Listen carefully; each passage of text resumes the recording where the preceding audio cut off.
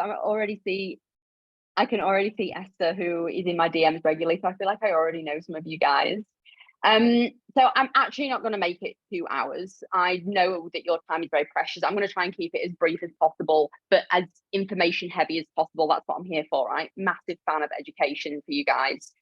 I want to get us away from the crap diet industry that tells us all the wrong stuff and the marketing, and get you into actual science-based knowledge of stuff that actually works. So you stop getting frustrated, right? Because let's be honest, feel like none of us are getting younger, right? In this room. If you are, tell me tell me your tricks. So none of us are getting younger. Your body's probably not doing what it did 10 years ago. It leaves you really frustrated. I'm 36. I feel exactly the same. I've lived the same experience that you guys are going through. So I've had the same frustrations with, fat gain and where it sits in my body. And I sit in clients all week, every week, okay, in nutrition clinic. So just know that you're not alone if you are going through that journey. If you're already super lean, congrats. If you're trying to get there, also awesome. Hopefully you'll pick up some really useful tools and tricks today. So I'm just going to share my screen. The good thing about this is, number one, this gets recorded. So if I talk quickly, which I do, and I apologize about the horrible Yorkshire accent in advance, you will be able to go back, listen to it, pause it, and just pay attention to the stuff that actually matters to you. So that's a win. But I would encourage you to stay on live if you're here. Thank you. Because in about 40 minutes time, we'll do Q&A, and you can ask me specifically about your situation. So absolutely, say, hey, I'm going through this, or I take this supplement, or I'm perimenopausal, or whatever, right? And I can be a nutritionist for 10 minutes. So stay on till the end, you'll get that good stuff. I've also got a little surprise for people who stay on at the end as well. So I'm just going to hit share screen, and let's make sure I can use this technology appropriately. And hopefully, thumbs up from Haley. We are sweet, ladies. Right now, I can't see my chat screen. So Hales, if anything pops up, please feel free to just shout out if it's necessary. But ladies, I'm going to dive in and keep your time. I'll keep it precious, right? Because you're busy and you've got shit to do. So, first of all, welcome, obviously. I'm Sal. If you haven't met me before, clinical nutritionist, cookbook author, stylist, food photographer, all sorts of weird different things mixed in together. You've probably found me through Instagram, where I do influencer stuff too. But really, I just use that as a platform to educate women in the science behind body composition, which is my passion, and also something that I've had good relationships with, bad relationship with. I've lived it all. And now I'm in an incredibly good place with it all, and I get to teach women kind of my experience and also the science. So that's a bit of background about me. So heading into the fundamentals of weight loss and how today's going to run, we're going to talk about energy balance.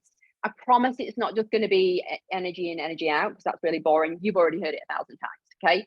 Thermic effects of food, which most people don't know how to hack or even what it is, which is so fine. And I'm going to talk you through that. It's a really cool weight loss tool that I love to talk to people about. I'm going to talk to you about your macros, specifically yours, and give you a tool to go away with after this session, where you actually enter all your own details in, and you can calculate what you should be looking for fat loss, maintenance, or weight gain, depending on what you're after.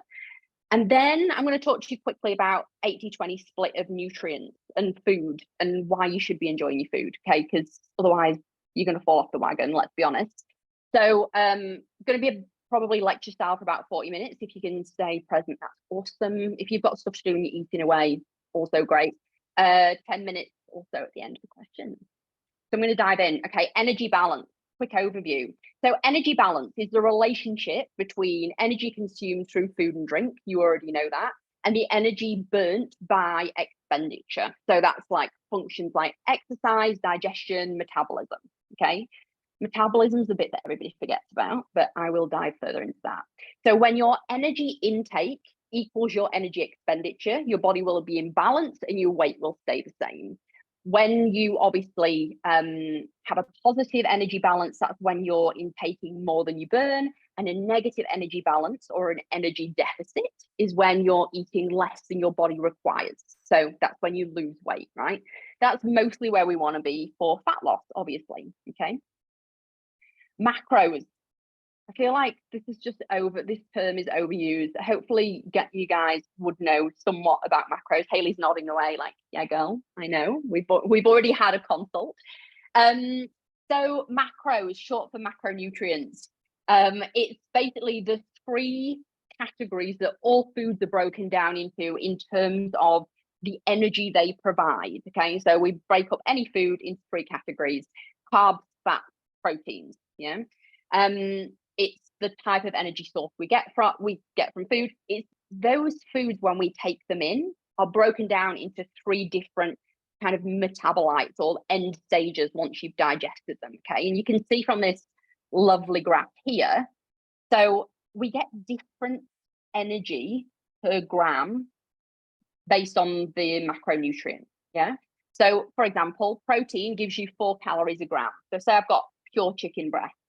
Per gram of chicken breast, you get 4 calories. Yeah, same with carbs. So carbs also 4 grams. For some reason, people think carbs are bad. We'll dive into that a little bit, but still provides the same gram for gram energy as a protein. And fat, which also gets demonized, has 9 calories a gram. So think about volume. If you've got a gram on 3 different scales, right, you can have different volumes of food that still equal the same calorie. Hopefully that makes sense. Again, I'll talk about volume in a sec. So you need all 3, okay? Really, really important for healthy functioning of body, for hormones. For women, we need fat, minimum of 50 grams a day, okay? If you take anything away from that today, please let it be that. 50 grams minimum per day for healthy hormone production, okay, in women. When I see ladies in clinic come to me and they're like, oh, I've been going low fat for a while. Honestly, 3 to 6 months later, no period. So really, and can be the same with carbs. Again, I'll talk about why in a sec. But please just be careful with that, because I don't want you losing your periods if you're still having them. As I was saying, they're broken down into 3 different things. Okay, so you eat protein, you break protein foods down into amino acids. You guys will have heard of branch chain amino acids, right? Or like BCAAs. People take them before they go to the gym. That's what that is. It's an amino acid, right? So it's an end stage of digestion of protein. Why do you need to know that? Just because if you take amino acids as a supplement, I'd like you to know what it is. Those amino acids are all tiny little molecules and they string together, right? If you remember in science, you remember those little graphs where there was like the little circles with dots in between, and it creates a strand. That strand is a protein strand, and that's how you build muscle. So you eat protein, it gets broken down into amino acids. They all join together in a long string and they repair damaged muscle. So that's how you grow muscle. That's why everyone eats less protein. Carbs get broken down into sugar. Sugar is carbs, carbs is sugar. Yeah. Some are whole foods, some are not whole foods, which I'm sure are the delicious ones that we all love. And then fats are broken down into fatty acids. Okay. So nutrition 101, just those 3 things to remember. Okay. They all differ in how quickly they supply energy. So carbs, super fast energy, quick energy. Also depends on the glycemic index of that carb, which you may have heard of before. So if it's a high glycemic index, it basically means it affects your blood sugar much faster than something that's a low glycemic index. So as a comparison, let's say honey, high GI, gives you a quick burst of energy very, very fast. Then we think of, say, sweet potato, less high GI, so mid-range GI, moderate effects on blood sugar.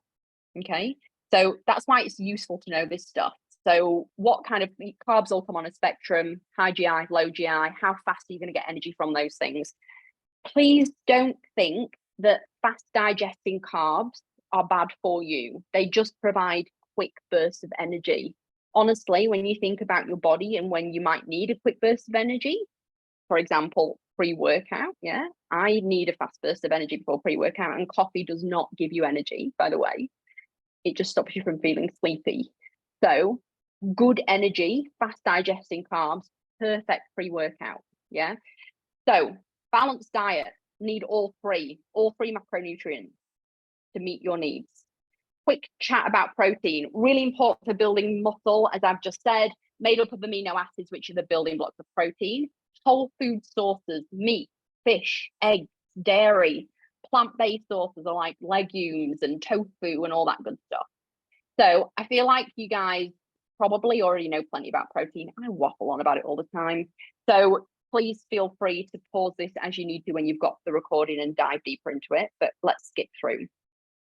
Fats, super important, energy dense.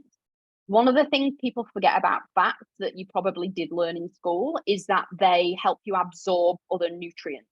So we've got fat-soluble vitamins and water-soluble vitamins. They are as they sound. So if you have these vitamins in the presence of water, you'll be able to absorb them. If you have these vitamins in the presence of fat, you can absorb them. If you don't have fat in the presence of fat-soluble vitamins, if you don't consume fat, you can't absorb those vitamins. Yeah. So vitamins A, D, E, and K are all fat soluble. So that's like really important to ensure you have a little source of fat at every meal, so you're getting as much nutrients out of your food as you can. Hopefully that makes sense. Again, go back and pause that if you want to read more. Carbs, primary source of energy for your body. Anybody, please type in the chat. I would be so interested. I'm just going to pull up the chat box. Show of hands or just yes in the chat box of who's tried to go low carb.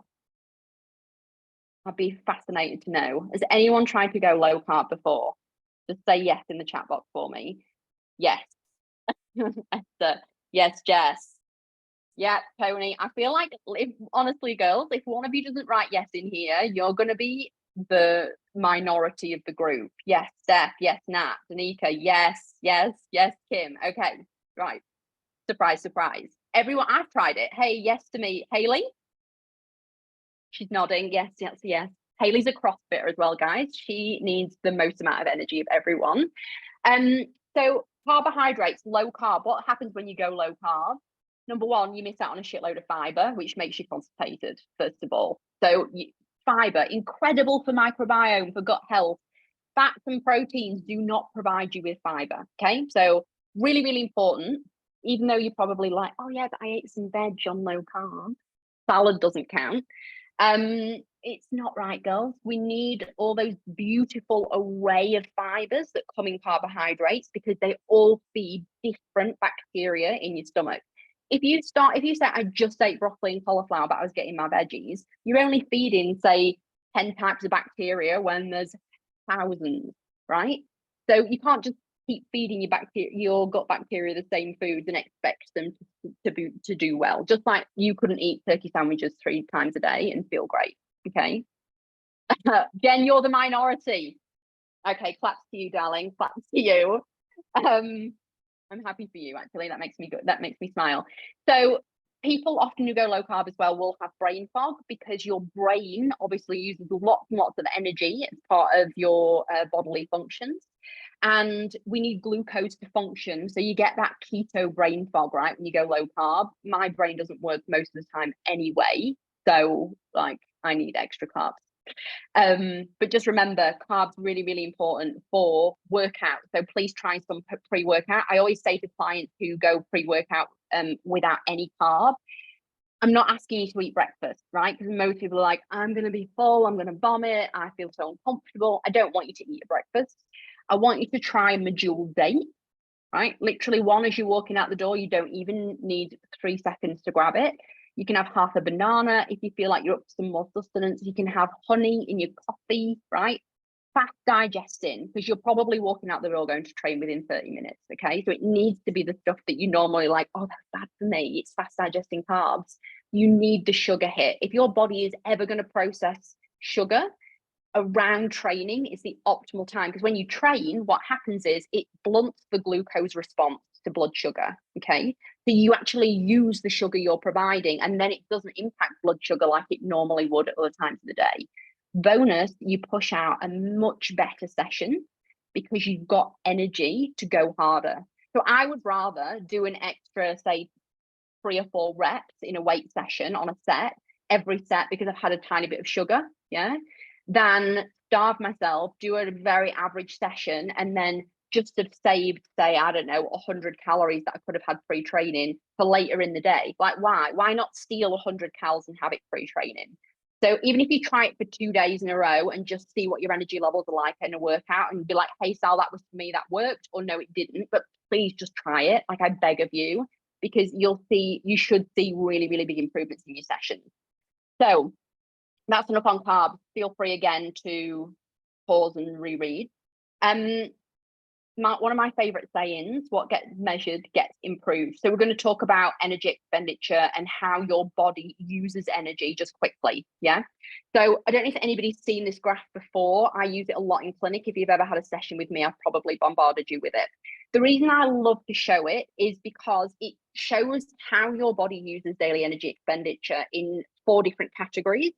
Not most people aren't aware of all 4. Okay. So just very briefly, you see the very dark section at the bottom of this graph. 70% of your body's energy every single day is totally uncontrollable by you. That's your basal metabolic rate, BMR, right? The bit at the side, REE, is resting energy expenditure. So that means that you're in a coma, right? And your body still needs energy to inflate your lungs, to pump blood around. Yeah, you still need energy to be alive. Your brain will still be working. That's what your BMR is. Okay, 70% of your energy every day, right, is going towards that. Then we've got NEAT, non-exercise activity thermogenesis. Above that, TEF, thermic effect of food, and the very tiny slither at the top is exercise. Right. So when you think, oh, I did a massive 2-hour session today and killed it, I'm so proud of myself, and now I'm going to take the week off. Honestly, 5% of your energy expenditure is done by planned controlled exercise. The rest of it is pretty difficult to dictate. Okay. I'll talk through how we can hack the TEF in a second. Just so you've got a visual though, remember that graph. Okay, weight loss. Important, because this is probably what you guys are here for. How fast is too fast, and why do we care, right? Because most people come to me like, Sal, I just want to lose 2 kilos in 5 weeks or 2 weeks or yesterday, which is mostly what people say. So I want you to know a kilo of stored weight has come from 7,500 extra calories your body didn't use, right? So whether that's anything on that graph, just flick back to that, the BMR, the NEAT, the TEF, or the EAP, above your energy expenditure, you've had 7,500 calories per extra kilo that you're carrying, right? Which means that flip reverse, to lose a kilo, you've got to be in a deficit of 7,500 calories. Makes sense. 7,500 calories in a week to be in a deficit is a lot, right? So we generally this is just like general science, we generally break it down to 0.5 kilo a week, which is slower than everybody would bloody like, right? But tough shit, because this is the science about how it works. So 0.5 kilo a week is a decent aim. That is 3,500 calories deficit across 7 days, which is 500 per day, okay? Which is still a lot. But remember, you go for a walk, you burn 200 calories, you eat 300 calories less because you skip dessert, you're in a 500 deficit, done. You do that for 7 days, in theory, you lose 0.5 kilo, okay? The problem is, all of the approaches you probably tried before are not sustainable long-term. So you might get to week 6 and be like, yeah, it's worked, but I want cake now, or I want my dessert now, or I want a glass of wine now, right? Which is crap because it's not sustainable. We need to, in weight loss, maximize fat loss and minimize muscle loss. Because remember, muscle creates a bigger basal metabolic rate. Okay, so the more muscle you've got, the bigger this percentage is of basal metabolic rate, the bit that we can't really control, right? You've got lots of muscle, you've got a really high BMR, perfect. If you lose fat really quickly, you lose weight really quickly, I should say, you're losing a proportion of muscle, right? And therefore, calories at rest burnt becomes lower. And then you get that skinny fat look, right? Which you may or may not have had before, where you don't feel very toned, but you probably are size 6, 8, 10, yeah? So what we want, generally speaking, is actually not a certain weight, but a certain body composition, whether it's, you're a bit more toned or you've got more muscle. But remember, fast fat loss, fast weight loss, not ideal for body composition, okay? So just a reminder, 70% of the energy you burn is through an uncontrollable amount of your basal metabolic rate. 15% is through NEAT. NEAT is non-exercise activity thermogenesis. Yeah. So that is you're fidgeting, blinking, getting up for a cup of tea, walking to the bathroom, me gesturing all the time on screen like this, as I like to do, right? Very annoying for most people because I've got lots of energy and a high BMR. And getting dressed, random stuff, anything that's not exercise that is between you and being in a coma is NEAT, right? Thermic effect of food, and this is the juice that we get to dive into today because I love this part. This is the cool science that most people don't know. Thermic effect of food, right, is, or feeding, which you may hear some scientists say, is the energy required to digest food, right? Energy required to digest food. So I eat a chicken breast, right? I don't get the 100 calories from that chicken breast. I end up with less after digestion because I've taken energy to break it down, right? It gets swirled around in your digestive juices and mushed around and then turns into gross pulp and then it goes through your digestive tract out the other side. That requires a lot of energy, yeah? So not all macros are equal, and this is what thermic effect of feeding is really important to understand in terms of how hard it is to break down food. So you can kind of hack this and also understand why every high protein diet leads to more weight loss. So I'll talk through that now. So this is really underestimated for energy burn, okay? Remember that, thermic effect of food. So here's a good visual. I've got 100 calories of each of these things, okay? So don't worry about volume right now. Don't need to think about like, is that 20 grams of chicken? Don't think about it, okay? So 100 calories of each of these things on a plate. You would think then, if all calories are equal, which is what people love to tell you in energy science, all calories are created equally, is that if I eat 100 calories of chicken, I've got 100 calories of energy, right? But that's actually not the case. The same with if I eat 100 calories of bread, am I getting 100 calories of energy? No, I'm not. Am I getting 100 calories of energy from avocado? No, I'm not. But the end stage of digestion gives different caloric results because these guys take a different amount of energy to break down. Yeah. So chicken has a 25 to 30% thermic effect. That's protein. That's the example, right? So 100 calories of protein. Once I've digested it, I get 70 to 75 usable calories of energy at the end of it. Carbs, you can see at the bottom here, 10 to 13% of thermic effect.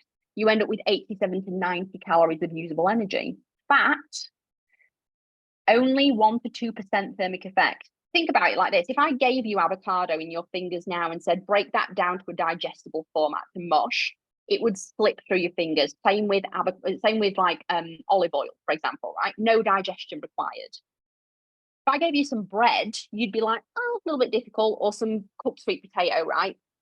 Softish, but still faffing around a little bit longer than olive oil. Yeah. Chicken breast, I gave you chicken breast and said, break that down. You'd be there for a couple of minutes, like trying to get it into a mush. It's exactly what's going on in your digestive system. So hopefully that makes sense. Cool. Which means what? All high protein diets mean that you have less energy after digestion to use in your body. So even if you've got two diets, one's high protein, one's low protein, and they're both 1,500 calories, you end up on the high protein diet with, number one, probably more muscle retention, and number two, less energy, so more of a deficit, because you're eating protein and it's hard to digest. Does that make sense to everybody? If anyone's confused about that, please just type in the chat and be like, I'll explain that again. This is so good. Cool. Okay, that's why high protein diets work, right? So think now about every diet you've ever tried. It's probably Atkins, it's keto, right? It's paleo, it's whatever. What do they all have in common? Generally speaking, consistently high protein. Protein keeps you more satiated as well. Happy days. So you don't get as hungry and then you're less likely to snack.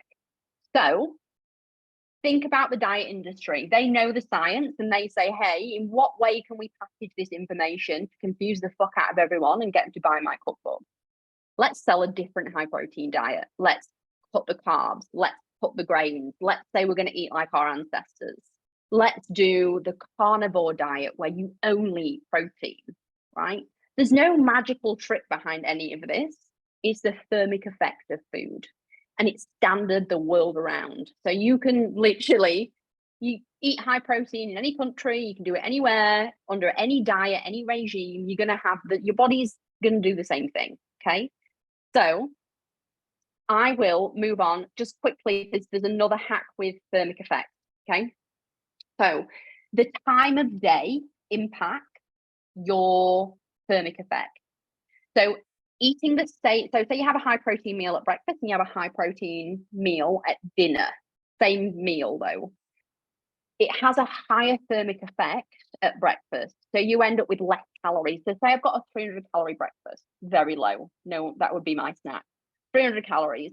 You maybe end up with say 250 calories after digestion in the morning. Come night time, there's a 30% drop in the thermic effect, but actually 31%. Okay, there's a 31% drop in the thermic effect, which makes sense then to me, right? That if you can eat your largest meal at breakfast and you're worried about body composition and you're trying to hack all this stuff, that you would eat your largest meal at breakfast and the smallest meal at dinner. Does that make sense? Yeah, because you're gonna after digestion, you're gonna burn more calories. So that makes sense to me to have a bigger breakfast. Try it on for size. I've said here, try eating a larger meal at morning, yeah, and just see how you feel throughout the day. You generally will snack less as well. It's like putting fuel in the tank of your car when you go for a long journey at the beginning of the day. Why would you fill up when you've got to the end of your journey? I don't get it. It doesn't make sense to me as a nutritionist.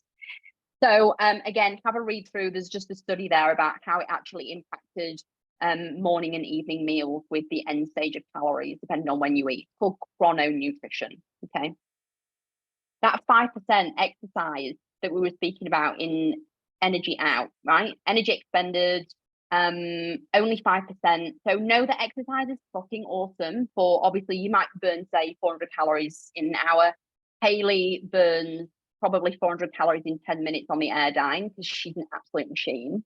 However, it's still only a very small amount, right? So don't discount the fact that it's amazing for heart health and all that stuff, right? It has incredible health benefits, but please don't pin all your hopes on exercise. It's the cherry on top to diet, which really dictates fat loss. Okay, so we need to get your diet on point. This is really the tool that I want you to walk away with, right?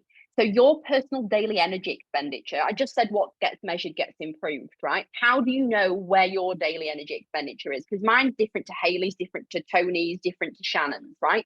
We all have different amounts of muscle mass, different age, different height, different weight.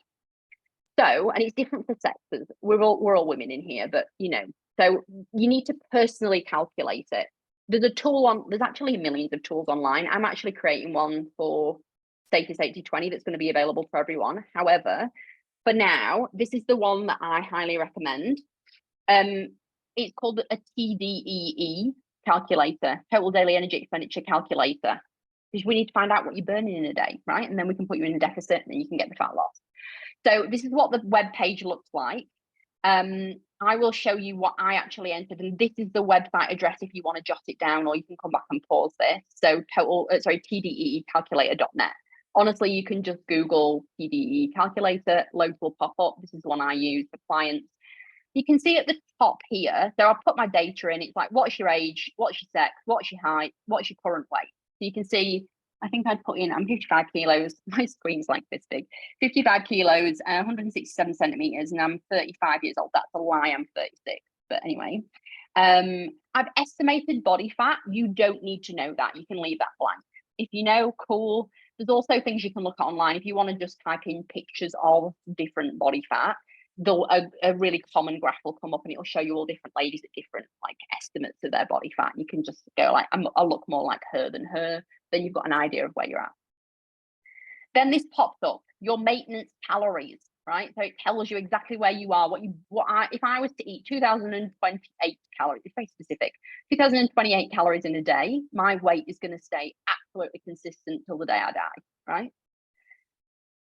What we want to do is get into a deficit. And I already explained 3,500 across 7 days.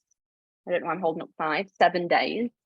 is where you want to be, right? So that's 500 a day. So we take 500 off to be in a fat loss phase per day. So when you scroll down the page, you've entered all your data. You might even be doing this on a split screen or ignoring me right now and actually doing it, which is so cool. Like, so happy for you to just not pay attention and listen. But you see, when you scroll down, there's a section that says macronutrients, and it says maintenance, cutting, or bulking. It's very like body focused, you know, gym girl vibe. Just ignore the terminology. Cutting obviously being fat loss. Macronutrient values reflect your cutting calories of 1,528 a day, which is 500 calories a day deficit. Okay, so it's saying to me, for me to lose fat consistently over a period of time, I need to eat 1,500 calories a day or thereabouts. I always say 10% above, 10% below. Give yourself breathing room. Steph, this changed everything for me when I did it with you, Sal. Oh, happy to hear that, Steph. Thank you, darling. I love working one-on-one with people. So what I don't want you to get too hung up on these numbers because it's pretty prescriptive. Some people love this shit, right? They're like, I need you, Sal, to tell me how much protein, how many fats, how much. And that's fine because it gives structure. And sometimes you feel like you've been lost without structure for a long time and you just want to get it. That's so cool. If you're one of those people who gets really hung up on it, you find it hard, you're a busy mum, whatever, this is all too much. All I want you to pay attention to is protein and calories. Because all things being equal, fats and carbs work themselves out, and a high fat diet versus a high fat diet versus a high carb diet makes no difference in fat loss in the science. I'll repeat that. There is no difference in fat loss or rate of fat loss between a high carb diet and a high fat diet. Okay, it's been studied thousands of times and been completely debunked. All calories being equal, right? So you're having 1,500 calories on a high carb diet, you're having 1,500 calories on a low carb diet. You're not going to lose fat any more quickly on one or the other because you're eating 1,500 calories. Done. Yeah. So you pick what that split is, fat and carbs. Some people just like being low carb. That's so fine. Just feels nice on the digestive tract or whatever. But stick to your protein in your calorie target. I tell people, if you are not on my program, which is so fine, I'm happy for you to go out on your own and do what you need to do. MyFitnessPal is an epic tool. You can download it for free. You can go in there, you type in what your calories should be, you type in what your protein target wants to be, and then you can use barcode scanners and you just log your food for a couple of days and work out where you're sat on this ratio, right? So you know how much protein you're eating. Am I getting there? Am I maximizing the thermic effect of food of my body? Yeah, that we just spoken about. And what can I do better to get back into balance? That's what I want you to pay attention to. And you also learn about what's in actual foods because people don't realize like eggs only have 7 grams of protein in. So no, 2 eggs is not enough protein for breakfast. Yeah, you need to be having about 30 grams of protein in a breakfast meal. So I know everyone's rolling their eyes right now, like annoying. Sorry, guys, 2 eggs is not enough protein. So, oh, by the way, on that, I just tell every client this. I found this amazing protein bread. It's by a company called Hermann Brot. I think it's like a German company. It's in like yellow and black packaging. They do high protein bread. It is 12 calories of 12 grams of protein per slice, which is more than an egg. Right, so if you get 2 slices of toast and then you put your eggs on it, you've met your target for the day. You can still just have your 2 eggs. Just a quick tip. Okay, consistency over intensity. This is what matters, right? I don't want you to go hard and fast with weight loss. You're going to lose muscle. I want you to be consistent at a slow pace. This is where you have to learn patience, which none of us have as humans. It's fucking hard. That's what's going to make you stick to a diet. The other thing that makes you stick to a diet, other than like being consistent so you can lose the weight, is having a flexible approach, right? So I don't want you to think I'm doing a sales pitch right now because I'm 100% not. This is honestly how I eat. It's how I teach my clients to eat. I think it's the best way of approaching any kind of eating regime or whatever you want to call it, because for me, it enables you to stay consistent, right? So what does 80-20 look like? What is it?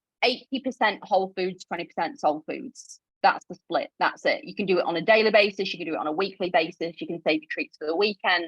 I don't care. Okay. What I do want you to do though, when you start on this mindset towards food, or this shift towards food, is understand that all foods come on a spectrum. If anyone's in this group has been on a consult with me, I probably already said this to you, so I'm sorry if I'm repeating myself. But again, this is something I love to tell everyone. Foods come on a spectrum of nutrient dense and nutrient poor, right? There's no such thing as good and bad food. It literally doesn't exist. There's no food that is going to give you cancer from eating one serve of it, right? It doesn't exist. Foods come on a spectrum. Nutrient dense stuff most of the time is going to help you avoid disease, stop you from craving foods and having, binge eating sessions and all that kind of stuff. Nutrient dense stuff, happy days. Other end of the scale, nutrient poor, think takeout, think Maccas, think donuts, yeah? It's all still food. It all provides energy. It all gets broken down to those three same substrates of amino acids, fatty acids, yeah? The stuff that we spoke about. All gets broken down into that stuff, whether it comes from nutrient dense or nutrient poor. Nutrient dense just serves you because you're getting vitamins and minerals, right? It comes packaged with vitamins, minerals, and a bit of fiber. Happy days. The nutrient poor stuff is normally missing all that, right? It's missing the vitamins and minerals and the fiber. So realistically, if you stay up this end of the scale 80% of the time and 20% of the time you're down here, so it gives you flexibility to enjoy food. I don't want you saying I've been bad, or I fucked up, or I'm throwing in the towel, or oh my God, I've put on a kilo of weight. If you can eat 7,500 calories more than your normal daily intake, honestly, I would take my hat off to you, because that's what would make you put a kilo on, right? 7,500 extra calories in one day. That's massive. So when you eat a bar of chocolate that was 200 calories and you panic, think about it in context of what a kilo takes to put on. Yeah, you would have to be having multiple family size bars this big in one day to even get close to putting on 1 kilo. And also know that if you overeat, your body upregulates digestion and produces more heat to get back to homeostasis. So if you have a day where you eat a lot, you get hotter, right? Because your body's trying to burn off that energy. It's really cool. It's a really clever mechanism that your body's got. So please don't panic. There's no such thing as good and bad foods. Okay. Any questions about the 80-20 approach? Because I don't want to push it as my agenda. I feel like it's shit when people do that. I just want you to know that there is science behind why this works, because it stops you from labeling foods good and bad and just looks at everything as energy. And then it gives you the flexibility to go out to your mate's birthday party or whatever and have a glass of wine and be like, you know what? I've been epic 80% of the time, so why do I care? Because what you are the product of what you do most of the time, right? Not the anomalies, not the outliers, not the moments where you're like, oh, I just, I don't normally, but I had a so and so. That doesn't make up the majority of your diet. So don't panic about it, don't stress about it. And the more you get into that mindset and the more you practice that healthy relationship with food, the more it becomes the norm and you stop thinking about food so much. Hands up in the chat box, or just me or yes, Sal or whatever, of who feels like they have a questionable relationship with food at the moment. I've had one in the past. Hale? Yeah. Relationship with food. How do you feel about it? What are your go-to no-brainer snack foods? I'll answer that in a sec, Kim, when we get to questions, because I'm nearly done. Anybody got in the past troublesome? Yeah. Anybody else had a weird relationship with food, or just think of, the guilt? Yeah. Or just concerned about, has this got too much sugar in, or oh my God, the calories in this, or I overate today, or I binged, right? Yes, yeah, right. It in women, if honestly, again, if anybody says doesn't say anything, it's I do that every now and again. I do it as a nutritionist, and I have all the science and all the experience where my relationship with food is great, but I still have days hey, pre-period, it is game over, my friend. Game over.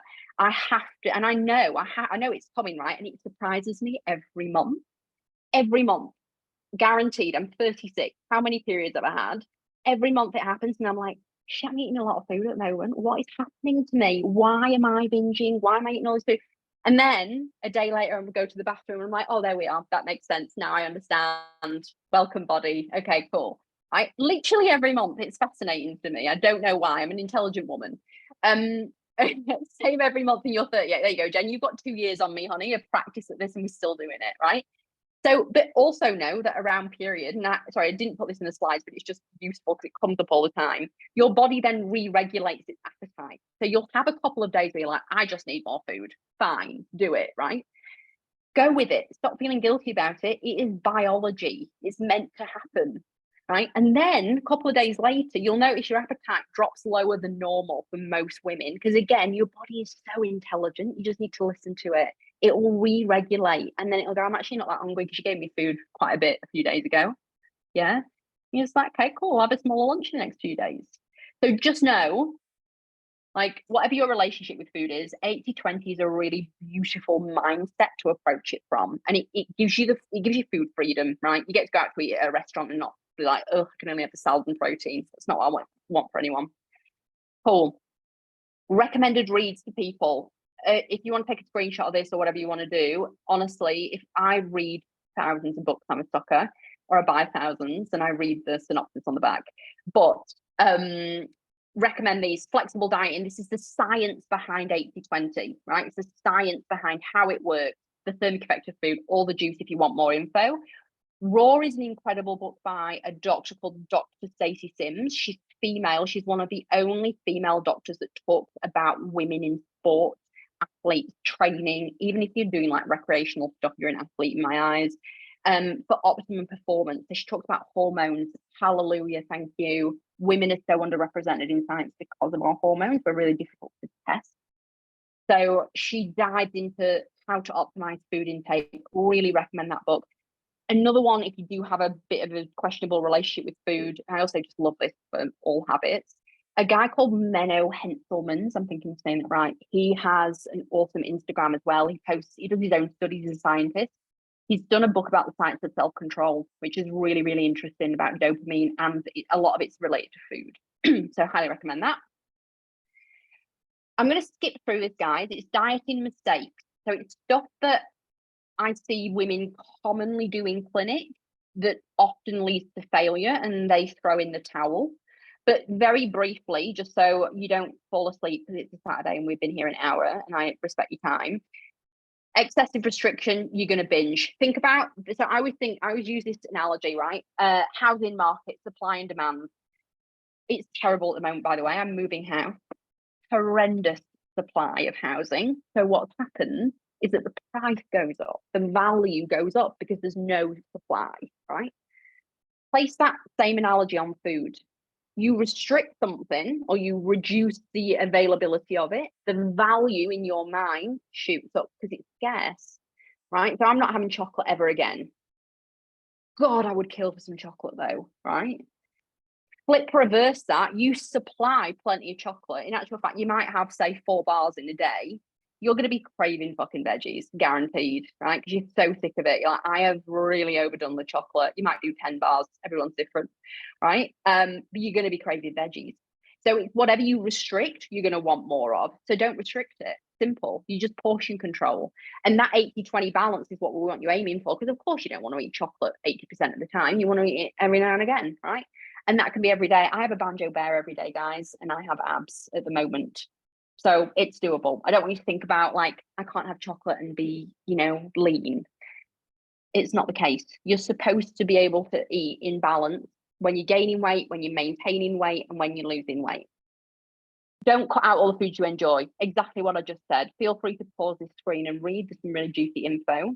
Don't cut carbs, fruit, starchy veg, peas, full of vitamins and minerals, up that top end of the whole food spectrum that we spoke about. Too few carbs, low energy, brain fog, poor performance in the gym, triggers binging, right? So please don't try that. You've all said you've done low carb and you've been there, you've experienced it. Again, being too clean, going for the 100% ratio, right? I see that all the time. Well, I'm going to do 90-10, Sal, because I'm like your best client. I don't want it.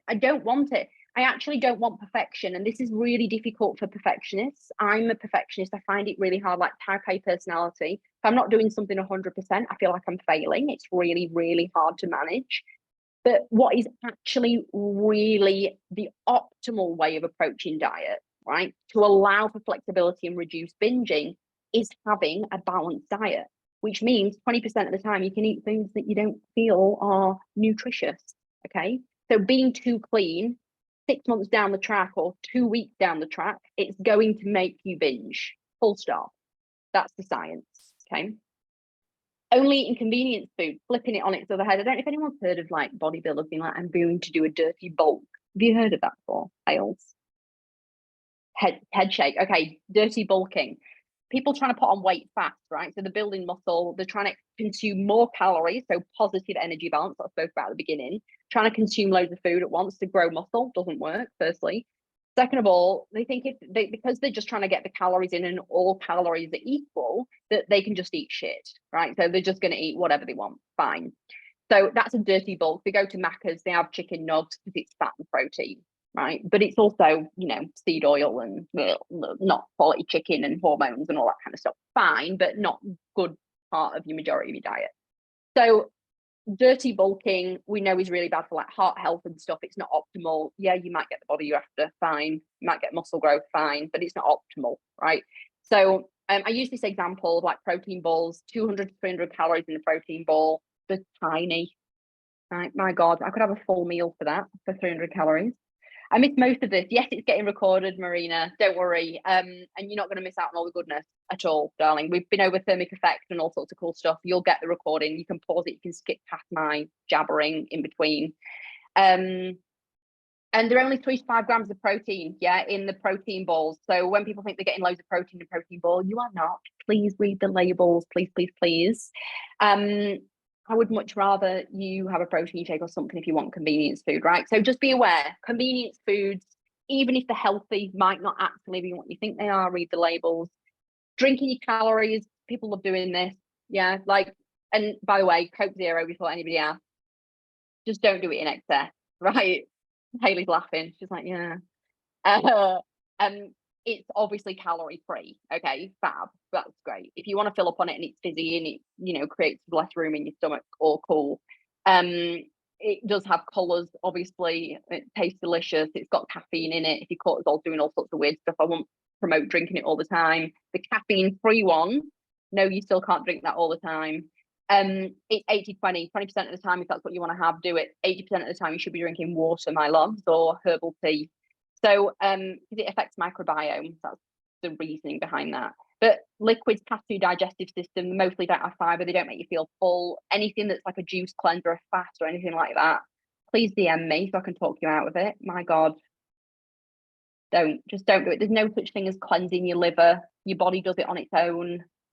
Okay, where to from here? I want you to eat satiating meals 80% of the time. It's rich in protein, it's high in fiber, it's got good carbs, and it's got a good water content. That's going to keep you full 80% of the time. 20% of the time you eat what the hell you want. I don't care, right? 20% of the time. Portion control. Go back to the calculator that I mentioned, work out your daily energy expenditure. Go to the cutting tab, see what your dietary deficit should be. Plug it into MyFitnessPal, track yourself for a few days, see where you're at, right? What gets measured gets improved. You can't improve on data you don't have, right? You need to know this stuff, right? Even if you're worried about getting too sucked into numbers and stuff, look at it once and then don't look at it again. But please know your baseline starting point. Otherwise, it's really difficult. Scales, don't focus on them too much, ladies, please. So many reasons why I say this. Again, I'll let you pause and read. But one of the things that I say specifically to women is if you're going to weigh yourself as your only, and please don't do this, as your only measure of progress, you must weigh yourself on comparative times in your cycle, if you're cycling, right? So if I weigh myself on week 2 of my cycle, it also then needs to be compared with week 2 of my next cycle. Don't weigh yourself in week 3 and week 4 and week 1 of your cycle and be like, well, it's all fucked up. I'm not losing weight. Your hormones are doing completely different things in terms of water retention. Do I suggest weighing every day? Okay, it depends on your relationship with the scales. Okay, so a lot of people will get on the scales, they'll have a bad weigh-in or a bad day, and then it messes the diet, and they're like, well, I've put 2 kilos on, so I'm just going to eat whatever the hell I want. It's not working, right? And they have a really poor relationship with it. If you look at it as a data point and you go, I'm going to average out across the week by weighing every day, And then next week, I'm going to do the same thing. I'm going to do the same thing, and I'm going to do the same thing because you just like doing it and you love data. Fine. If you have an emotional connection to that data, don't do it every day. Once a month, comparative week to week, if you want to do it that way, where you are in your cycle, is how I would do it. If you want to just use scales, remembering that if you've had a bit of soy sauce in your dinner the night before, you're going to be holding more water, right? There is so many variables. So limit the variables with when you weigh in your cycle. Limit the variables by weighing at the same time do it in the morning, do it before food and after the toilet, right? Also, please don't just rely on it as your only success measure, like strength goals and other goals like heart health, how you feel, what your energy's like. Are your clothes looser? Do you want to do measuring tape? Like, however you want to do it, progress photos. In actual fact, I did a progress. I fucking hate photos of myself. I feel like every other woman is the same. You do it naked. Yes, yeah, please do it naked, by the way. Don't just like throw on your puffer jacket and be like, oh, weird, I've put weight on. That's like, yeah, that's not clever. This is why, by the way, this is why everyone comes to me with their in-body scans, and I'm just like, good Lord, I hate in-body. I'm sorry. I just can't stand, like, it's fine if they allow you to do like the 6 a.m. slot every time you go in like 6 weeks time or whatever, and you haven't eaten and it's comparative data. If it's not comparative data, you're wasting $25 getting that scan, right? Just don't do it. Because like you're probably wearing different clothes. You probably maybe have had a bigger breakfast or a smaller breakfast compared to last time. Like, don't do they do evening weigh-ins. I'm like, no, that's so silly. Okay. You already know I don't like the scales, full stop. Let's move on. Alternatives to scales, body fat scales, right? Again, data point only. You just want to track trends. Is it trending down? Is it trending up? Day fluctuations mean nothing, right? Nothing. So don't freak out about it. It's a data point, log it, note it, cool, move on. Keep on with your diet.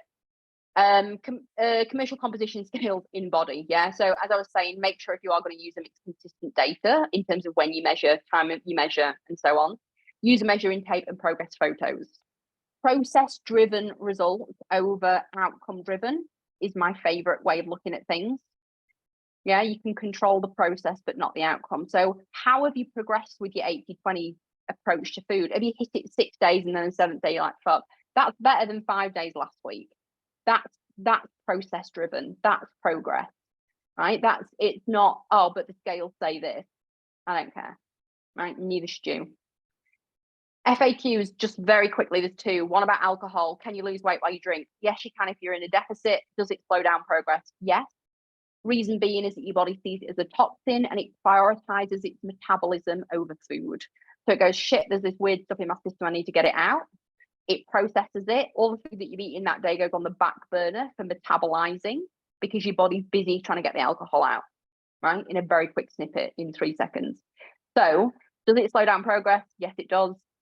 Does that mean you can't drink? No, you can have a glass of wine. I actually program it on my Status 80-20 programs for women in meal plans. If they love wine, like you can have 2 glasses of wine a week. I'll put it in your program.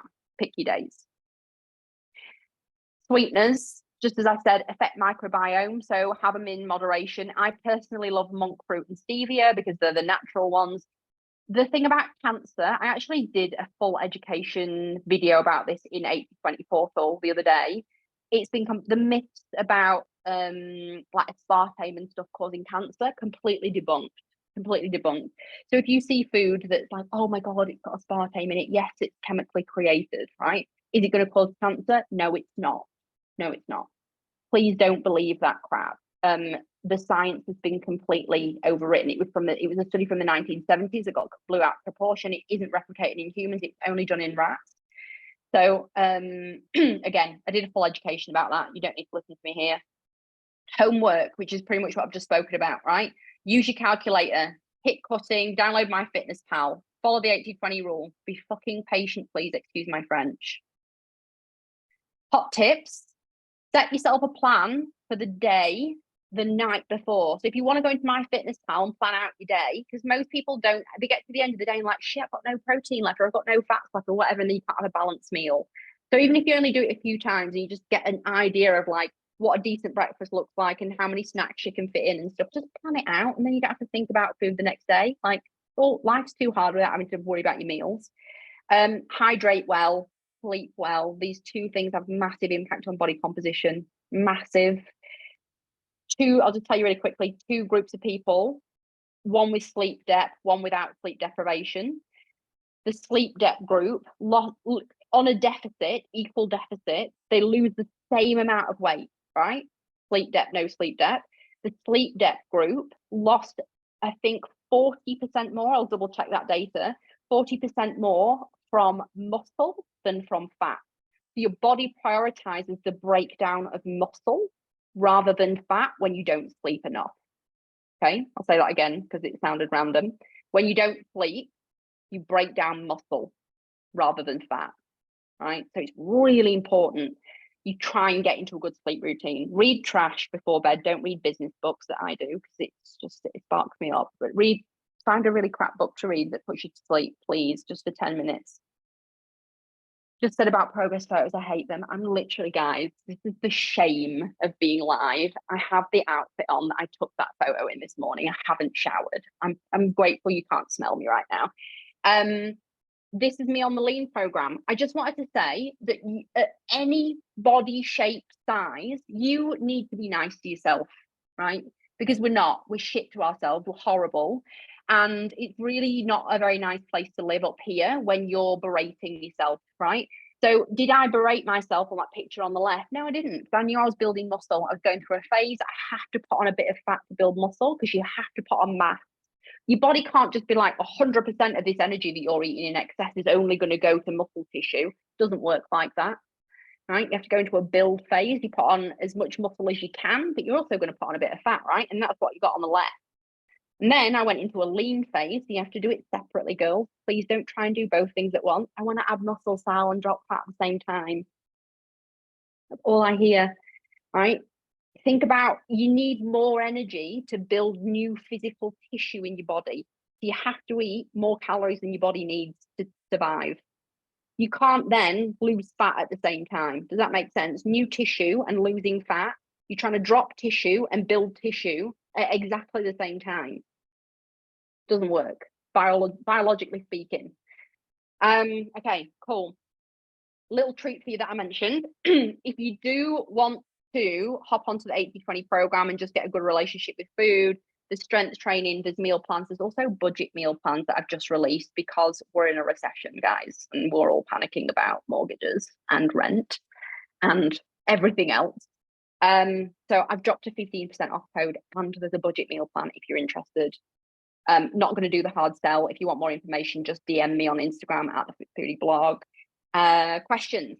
Hales, do you want to read through some for me, darling? And if anybody's got anything, just drop it now. Drop it in. Sal, thank you so much. I could listen to you all day, and I'm assuming it would be the same from the women in the chat. Thank you for staying, ladies. Hopefully, I've just gone into the questions, so hopefully you've had a drink of water in between talking. That's so much. Okay, so questions are as follows. I got the first one is Ramadan is coming. I strength train 4 times a week, 2 upper and 2 lower, with steps about 15,000 to 19,000. I'm worried about losing muscle. Any tips? Thanks in advance.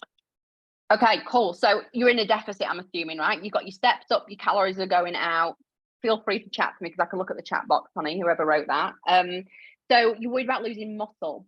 When you're in a deficit, you're trying to lose fat, you need to prioritize your protein. You have to prioritize protein at every phase, right? But a fat loss phase, the more protein you consume in balance with the other macronutrients, so you make sure you have a really good dose of protein every day, the less your body will bite into that muscle tissue to pull more energy. Because your body's it's starving, right? Essentially. So you start to look for tissue to break down to burn energy. So you're either breaking down fat or you're breaking down muscle. To prioritize fat loss, you have to eat lots of protein that turns into those amino acids that creates those strings.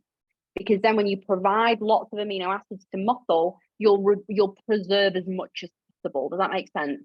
So high protein diet in a fat loss phase will maintain as much muscle mass as possible and prioritize the fat loss, therefore, as the energy provider. What you need to remember, though, is, as I just said, if you're getting shit sleep because you're on too low calories, which often happens if your calories are too low, and you're not getting good sleep, you're going to prioritize muscle for burning. Yeah. So you've got to try and find that balance of like, what's a good rate of weight loss for me? Otherwise, you can kind of shoot yourself in the foot. You go too low, you can't sleep, then you're going to start burning through muscle again. Hopefully that answered that, darling. Prioritize protein. All right, the next question, which we all want to know about. What are your thoughts on fasting? Oh, I love this topic. Okay, I'll try and say it really brief. The science, right, for women. Let me stop sharing this screen because nobody wants to keep staring at that. Cool. The science behind fasting for women, right? You've probably heard fasting is awesome for calorie control. It is, of course. You're skipping a meal. Big fucking surprise. Okay. However, in women, right, I want you to think of hormone cyclical timing. Okay. So when you wake up, we have this thing called your cortisol awakening response, or CAR. That's what wakes you up out of your sleep. So your melatonin drops off and your CAR, or your cortisol, starts to rise. And at the point at which they kind of cross over, right? So cortisol, sorry, I'm doing this backwards because I'm on mirror. When cortisol rises and your melatonin drops off, the point where they cross over on that graph is the moment you wake up, right? That's how it works in terms of circadian rhythm. Then what happens is the cortisol that woke you up continues to rise. The thing that blunts the cortisol response is food. So what happens when you don't eat for 18 hours? Cortisol, cortisol, cortisol, cortisol. Then what do? Is we scull a coffee to tide us over until we eat again. Oh, cortisol's like now doing this. Yeah. What happens over a long period of time as women when cortisol remains elevated?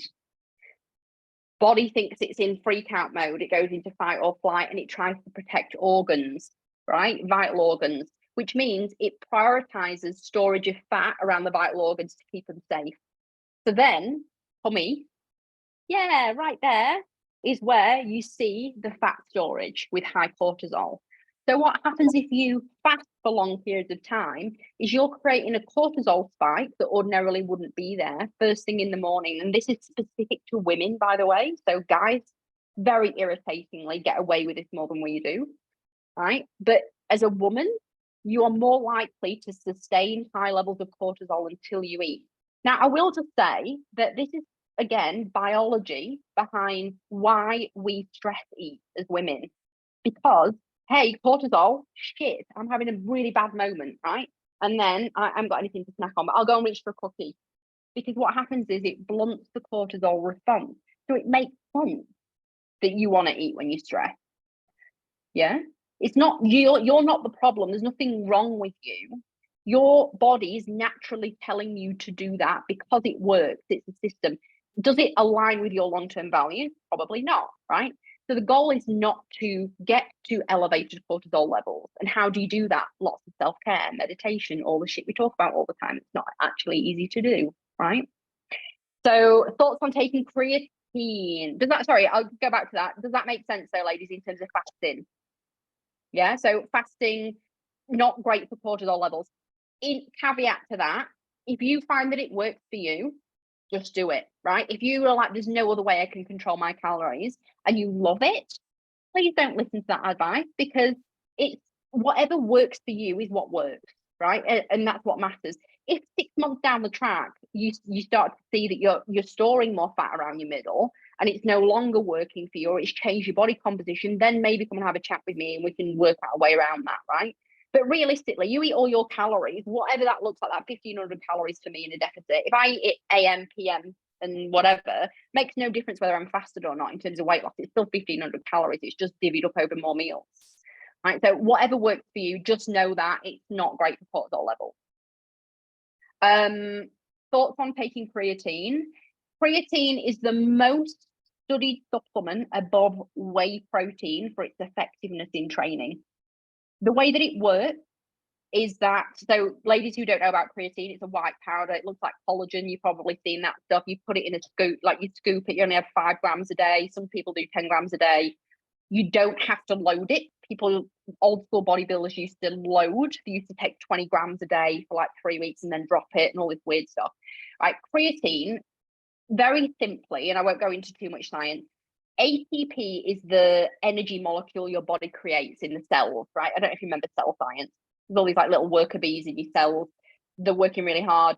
ATP, it stands for adenosine triphosphate. That's the energy currency. It's like your battery that's going on in the cell.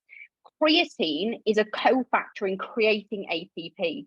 So if you don't have enough creatine, right, and your diet can only provide 70%, by the way, even if you eat lots of meat, by the way, vegans don't get enough, vegetarians don't get enough. So creatine, you get more through supplementation, your body stores it, cool. Then when it comes to creating more ATP, more energy currency in your cells for fast bursts of energy, creatine steps up. So that's why you take creatine, which means, what does that translate to? Because I'm talking science, yeah? It means that when you're in the gym, you'll get 2 more reps out without too much hard work because you've got that fast burst energy. It's awesome if you're a sprinter. It's awesome if you're doing a rep, right? It's like fast burst energy that you require, and it replenishes very quickly the energy. That's what creatine does. Take it, right? It's the most studied. It's got no side effects. Creatine monohydrate, don't worry about the brand as long as it's 100% pure. That's it's like asking what's the best broccoli. Yeah, same 100% one ingredient, so don't worry about it. Best breakfast, a big early breakfast is the best way to reduce cortisol. It's the best way to tap into thermic effect, and it stunts the cortisol response. It doesn't have to be a massive meal, okay? It can just be a breakfast. Don't worry about the volume. I don't think it's volume correlated. So as long as you have a bit of food, right? And I keep saying have a couple of dates before you're training, or a honey, or like a rice cake or something. Couple of calories, yeah. And then that cortisol is just going to try and stay a bit more level. Perimenopause, agree with the fasting advice. Awesome, Naomi. Yeah, perimenopause ladies, be really careful with those special hormones of yours. Quick advice on that. There's a really incredible book.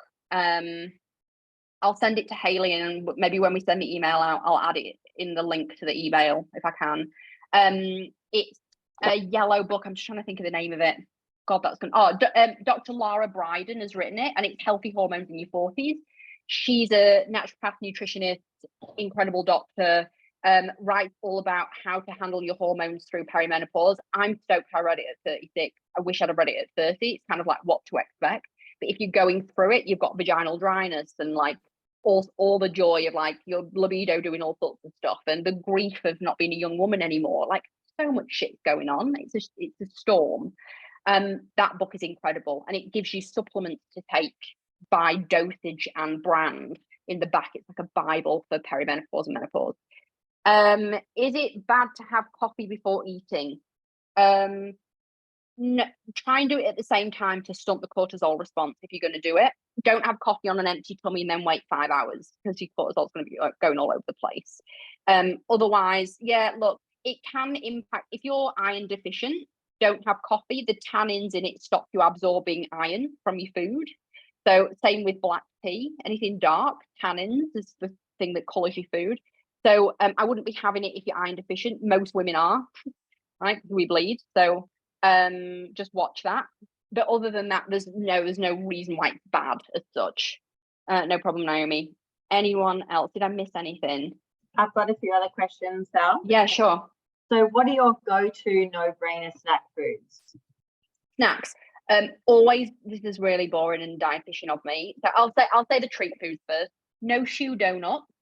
Don't know if you guys have had them.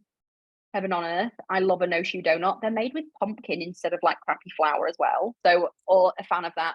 Esther's like so good. If anybody has, by the way, if anyone wants to chime in with their favorite snack, please, yeah, the raspberry one's epic. Please do that. The no shoe range actually in Australia is awesome. If you guys are all from Australia, all their snacks are great. They do like little fairy cakes and stuff. Obviously not nutrient dense on that spectrum, right? But still like sugar-free, not going to spike your blood sugar, fine, great, yummy, delicious, portion controlled. Those carob bears, banjo bears that are for children are also my favorite. I love my other go-to snacks, jerky. There's a company called Koee, Koee snack. They do sticks and jerky, all natural hormone-free meat, which I think is awesome. It's in the supermarket, it's nowhere special. You just go and get it from Woolies. Boiled eggs. is my other go-to. I probably smash 2 or 3 boiled eggs on most days. And Cobb Children's individual popcorn, because I'm a child. I keep having all the little baby foods, but the individual packs, because they do like 5 in a big bag, and I'll just have one of them when I've got a bit of sweet tooth. The salty sweet ones are the best. And Avalanche hot chocolates. I think there's like 30 calories in a hot chocolate. I do that instead of dessert when I'm on a deficit. And another thing, God, I love snacks. Sorry, the coconut, the coconut ice. If anyone likes coconut water, there's a coconut ice, like a coconut water ice lolly that's got 27 calories in it. It's by Twisted. It's literally 100% coconut water frozen on a stick. It's convenience. They're expensive. It's like $6 for 6 lollies, which is ridiculous. You could totally just make your own. High protein bread I mentioned earlier. Let me type it into the thing. Herman, I think I'm spelling this wrong, but it looks something like what I've just typed in. Herman Brot. It's just called high protein bread. Yellow and black packaging. Look for that. But yeah, 12 grams of protein a slice. Bloody great, and it tastes like normal bread. It's not cardboard. What's your go-to breakfast for 30 grams of protein? This morning I had 2 slices of halloumi, which has got a load of protein in. White cheese, by the way, has normally got good protein in it. So mozzarella, halloumi, cottage cheese, you know, the really white ones, they've normally got more protein in. Ricotta is really good protein. Greek yogurt and berries and protein powder mixed in is delicious. It goes moussey. What else do I have for a morning? God, I'm all over the place with my food at the moment. Sometimes I'm quite weird. I'll do savory. I'll like have a proper lunch at breakfast. So I'll have like I've got an air fryer and I'll stick barramundi in there and have veggies, which is weird, but that's kind of what I do. Or keep it really simple. English muffin, egg whites, like 250 grams of egg whites. You've got like 40 grams of protein. If you like egg whites, if you don't, ignore that advice. I actually really enjoy them. Did I miss anybody else's questions? Yeah. Protein bars. Sorry, I'll just touch on protein bars. They're part of your 20%, ladies. Don't smash them and think they're nutrient dense. They're not. They're really processed, but they're fine in moderation. Just don't eat them, 7 days a week if you can, because there's a lot of crap in them. Protein powder and Greek yogurt is so good. Yeah, it is mixed together. It's my fave. Sorry, Hales. That's all right. Sorry, I didn't want to interrupt you. Do we have to do 10,000 steps a day if also doing weight training most days? I understand NEAT, but adding an hour walk plus weights feels like too much to me. Yeah, so the 10,000 steps number, by the way, was completely made up. You can actually Google this. It's trash. The number is trash. And I will just tell you that I have a Fitbit. I don't work with these guys. I've also tried Whoop, which is like the athlete's version of this. I've also tried Apple Watch, which I used for 2 weeks and it's sat in my drawer. And I've tried Garmin, right? I have spent a ridiculous amount of money trying to use these puppies. They all vastly differentiate between how many steps you do. So they're not accurate. Let me just tell you that. Like, they are vastly inaccurate. So the Fitbit always congratulates me on doing 10,000 steps. When I look at my Apple phone in Apple Health, it'll say, yeah, you get your steps from driving in the car. That's cool. Awesome. See how inaccurate they are, yeah? I got it from being on a boat in Palawan in January, and I was like, God, I've done 16,000 steps today, and I'd laid on a beach the entire day and then got on a boat. I was like, this is great. Okay, so just don't pay too much attention to it. What I will say is that obviously a certain level of movement is incredible for heart health and mental health. And I'm massive proponent of being outside in the fresh air, looking at green stuff, right? Because it's incredible for calming your nervous system and for cortisol. It actually has a really big impact on cortisol, looking at green things. You can look at the science behind that. That's why the Japanese do forest bathing. It's incredible for your nervous system. So walking, looking at green stuff if possible, getting fresh air and getting movement in, incredible for your digestion, for your mental health. Do you need to do 10,000 steps a day? No, so long as you know what your energy output is, because you can always dial back the calories if you need to, right? I could do 20,000 steps a day, but then eat those extra calories. So like, why bother? Or I could do 8,000 steps a day and I adjust my diet. So if you're finding that you're super hungry and you're only doing 8,000 steps, then yeah, do 10,000 and have an extra snack.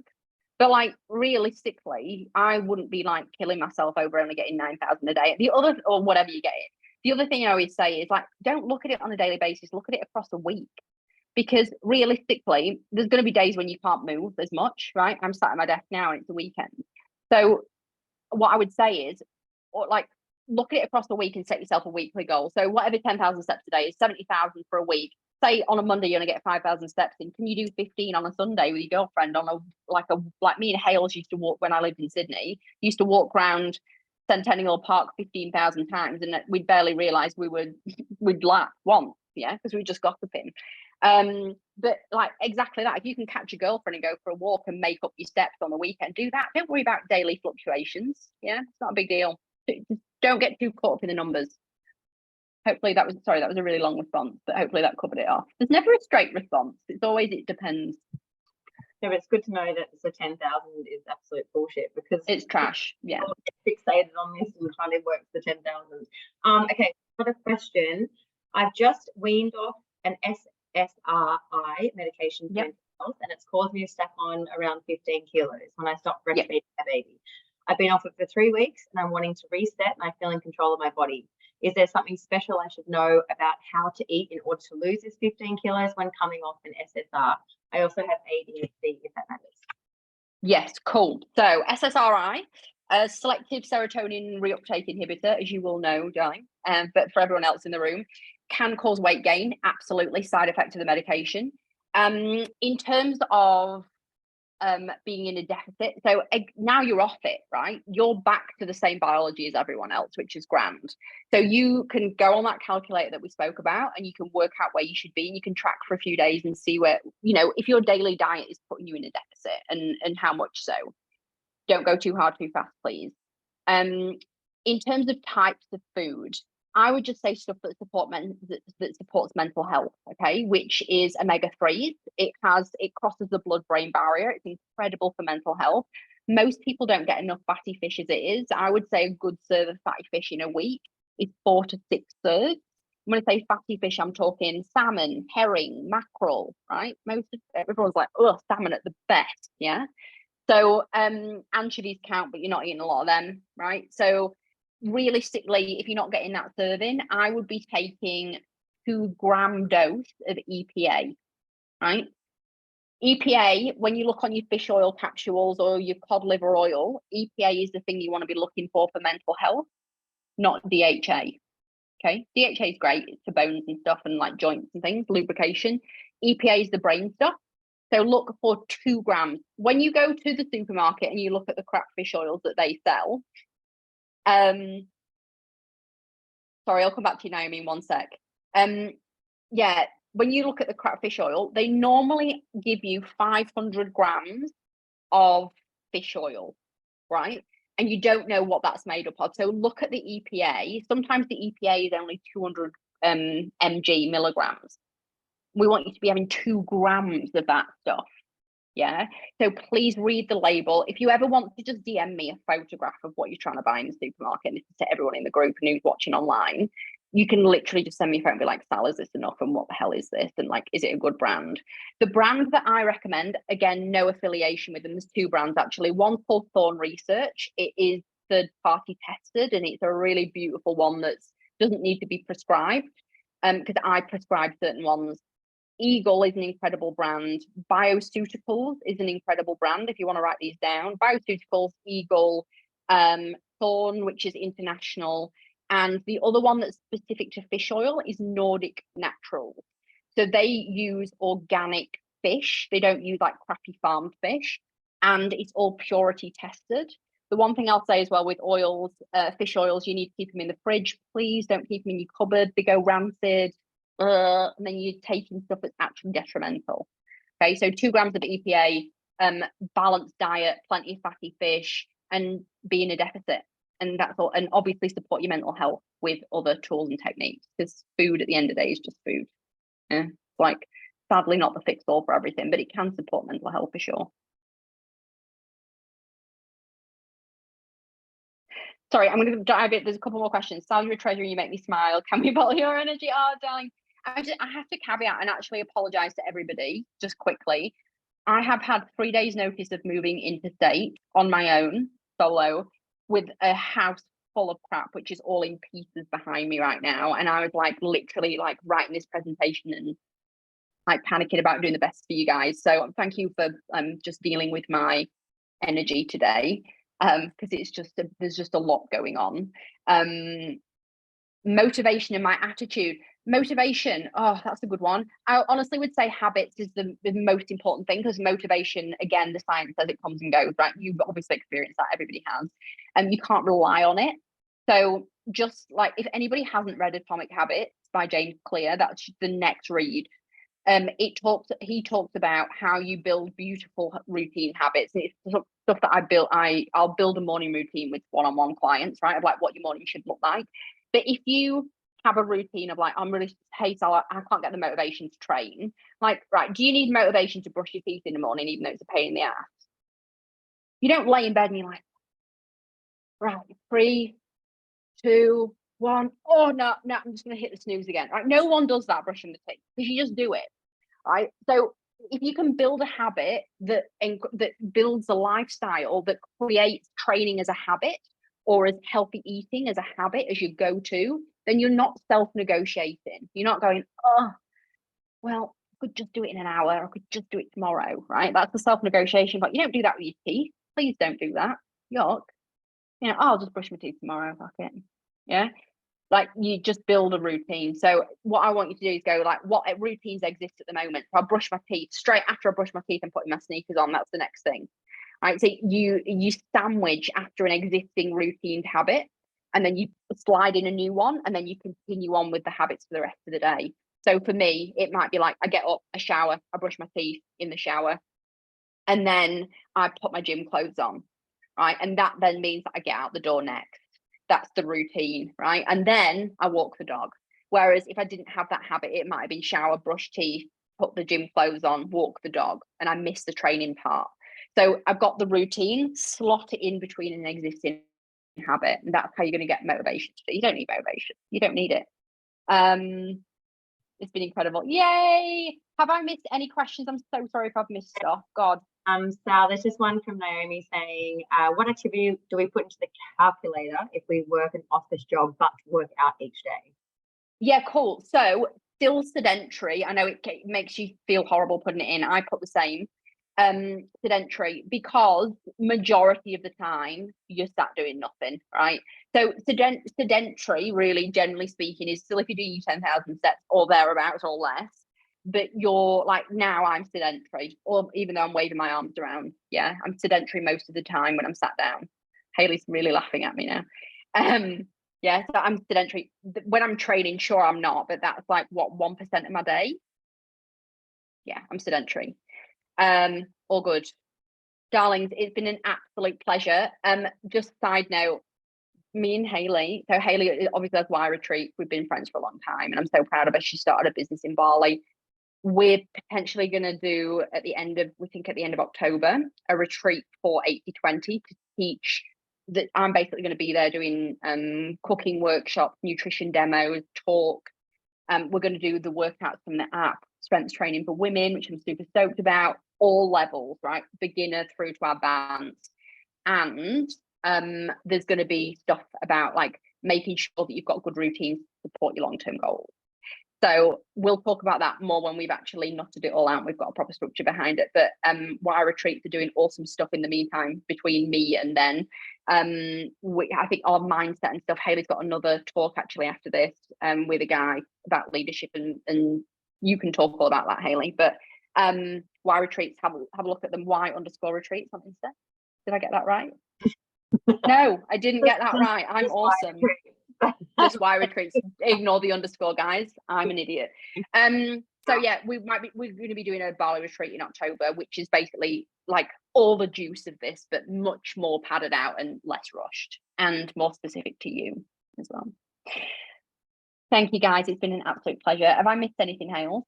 There's one question from Jennifer, if you can please. Yeah, go for it. I struggle to eat enough meals throughout the day and can only really get in a couple of snacks and then I'll have dinner. I've been doing this for many years, life of a beauty therapist. Has ruined my metabolism, and any tips on getting it back up? Okay, no such thing as ruining your metabolism. Sorry to tell you that. I've had an eating disorder and I didn't ruin my metabolism. Right, newsflash. There's no such thing. Your body doesn't learn a response of, oh, I'm going slow now. What it does is it slows down response to lack of food because there's less food to digest, right? Thermic effect, we just spoke about that. So just as my body was like, I need to slow down the digestion and like hang on to a bit more fat and whatever. Yeah, because you're not eating enough, but there's no such thing as it not coming back again. As soon as you start consuming more food, your metabolism re-regulates.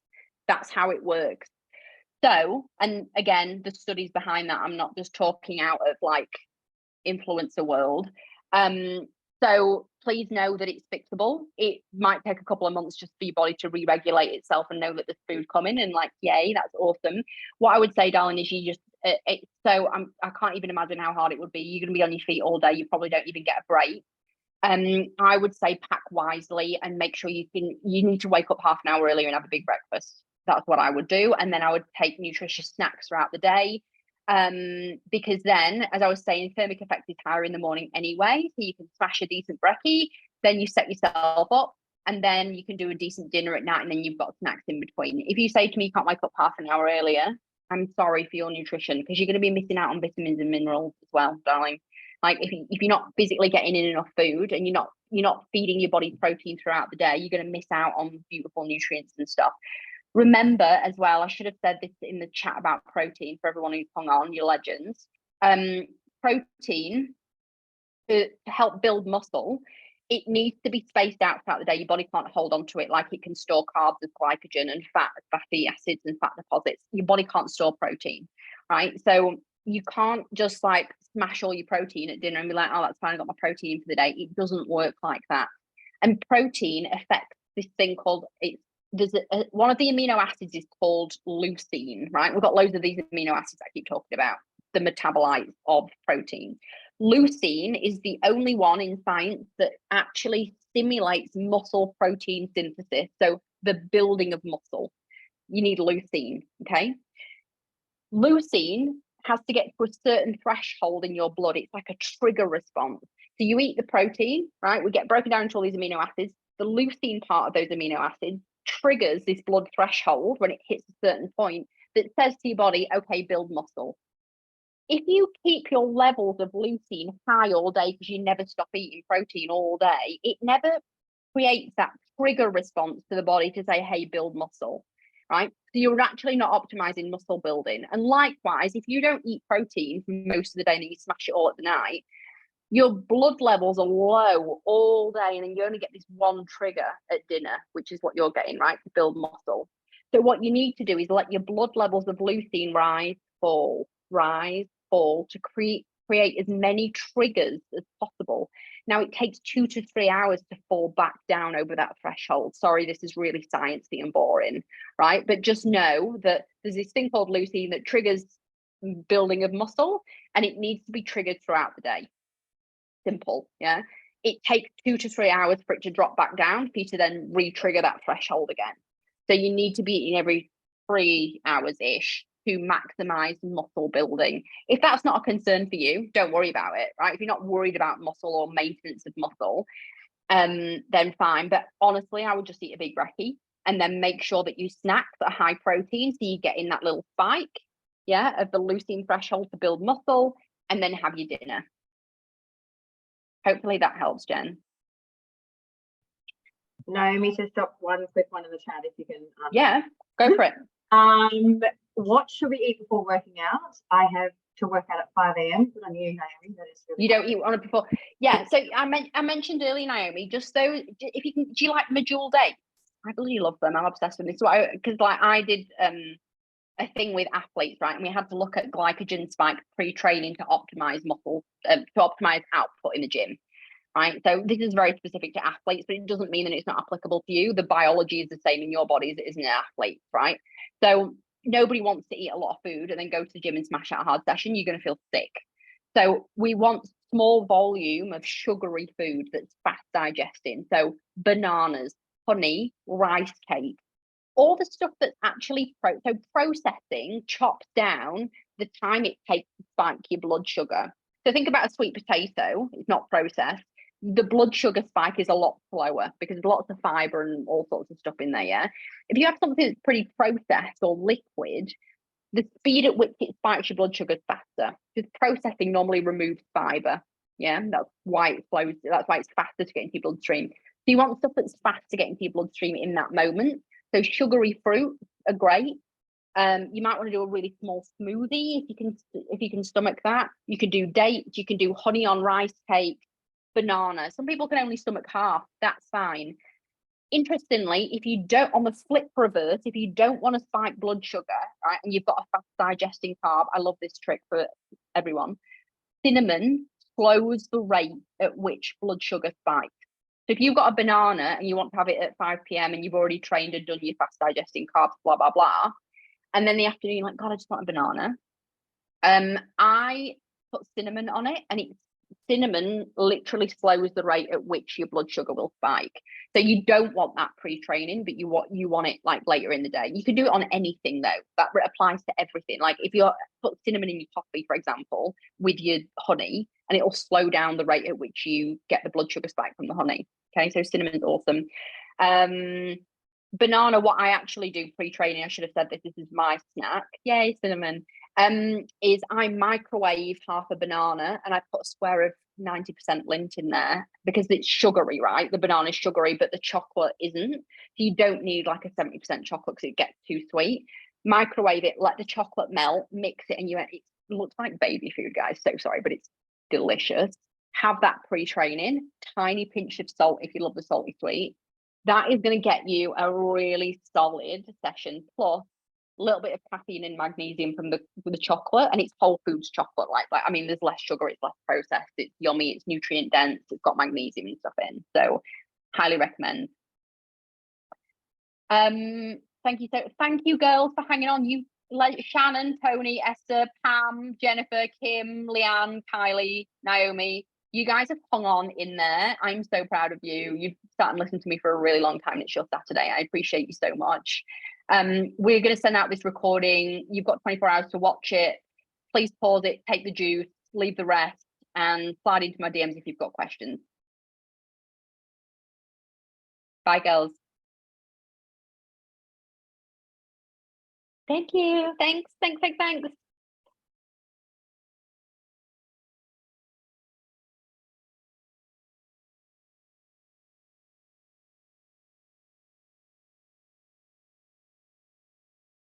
Thanks, Jen.